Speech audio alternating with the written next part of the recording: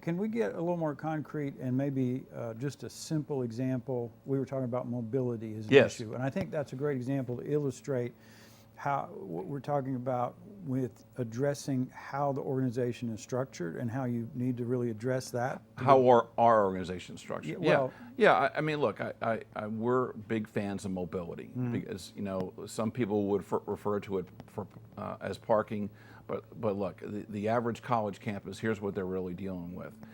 First of all, kids don't drive as much as, again, previous generations. They're not as attached to their cars, but there's still kind of a tremendous mobility challenge on all campuses.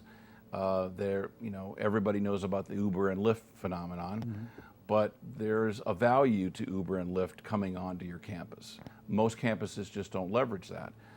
There are scooters, there are weekend rentals of vehicles. But if you pull that all together in a mobility concession, that could be worth anywhere from $200 to $400 million to the average university, and sometimes to an individual campus. Most of the time, leadership levels are not aware of that. They don't see the value of parking revenue. Here's an interesting factoid. Every time you pick up or drop off with Uber or Lyft, that can be a $2 to $3 charge per drop off. That revenue adds up. And that in a concession environment over a 20 or 30 year period of time is a pretty big paycheck.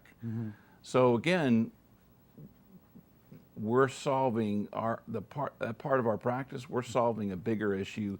But if you're going to go in there and say, we'll help you to bring, for example, another part of our practice, bring a cyber range and help you with cybersecurity training, which a facility like that could cost 40 to 50 million bucks.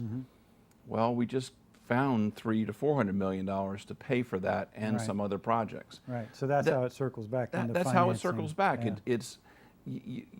I'm not bringing money just for the money's sake. I'm bringing the money so that I can address the bigger business and political issues that institution is struggling with. And what I want is my clients, my service provider clients, to see that they need to be part of that discussion.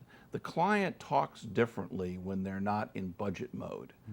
When they're in wish and vision mode, which is more strategic, everybody thinks together. It works backwards from, I'm a real fan because it goes back to my early career with Jim Collins and Good to Great, one of my business coaches from my early career, a woman by the name of Marlis Hanson, just always said you got to start with that DNA in order to kind of solve problems. Right.